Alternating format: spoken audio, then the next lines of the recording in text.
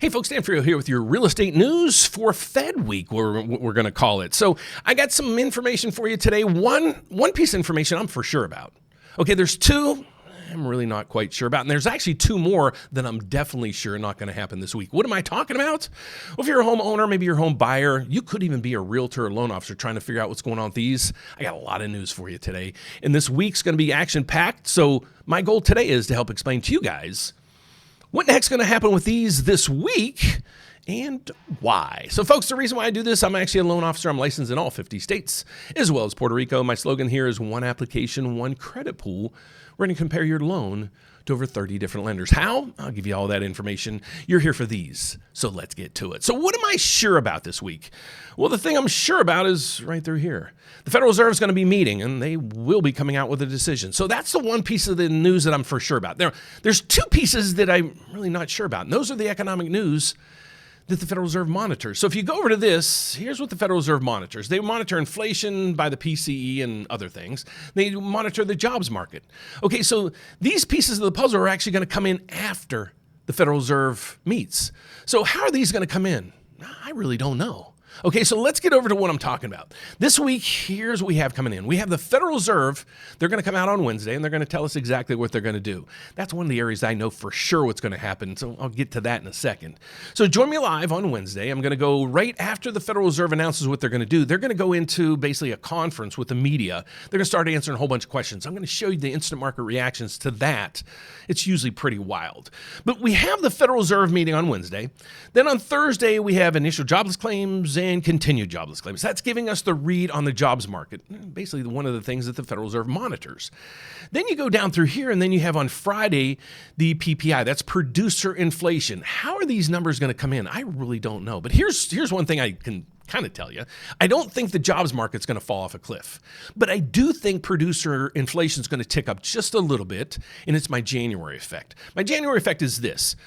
Manufacturers and sellers didn't have the ability to push out all their tariff pricing last year, so they're going to push it out this January and February. So it's going to increase our inflation a little bit.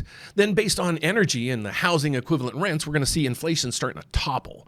So that's my expectation there. But like I said, on Friday, after the Federal Reserve meets, they're going to come in and tell us basically where the producer prices are coming in.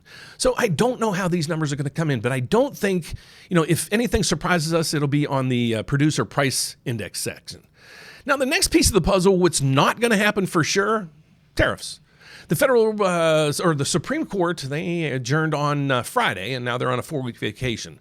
So we're not going to get anything from the Supreme Court on this. So that's one thing for sure that's not going to happen this week. The other thing is right through here. What's the Federal Reserve going to do in 2 days? Well, I'm pretty for sure that they're not going to do anything, because there is a 97% chance that they're not going to do anything at this meeting.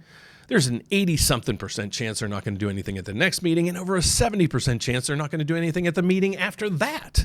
So the news that I had is for sure there will be a Fed meeting this week. The two things I really don't know about is inflation and jobs.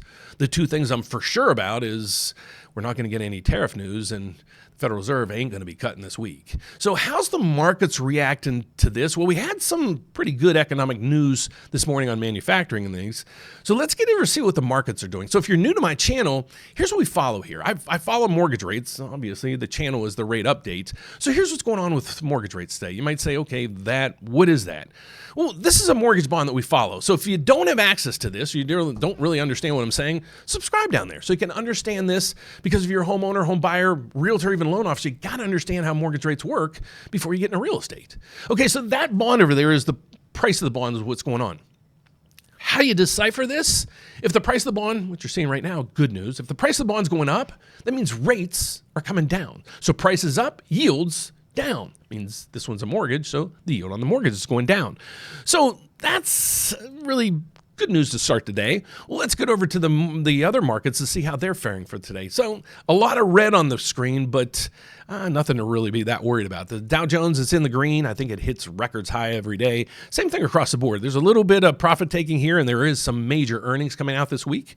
We have oil down. It's still above $60 a barrel. You guys know how I feel about that. We need below 60, helps out huge. Below 70, where we remember last a year and a half ago, we were at $80 or $85. A pretty big move there.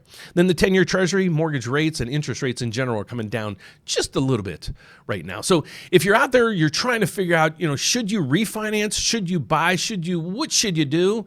Well, if you're watching this, you're probably looking at maybe you're refinancing or buying your first house. I got all kind of tools for you right here to use.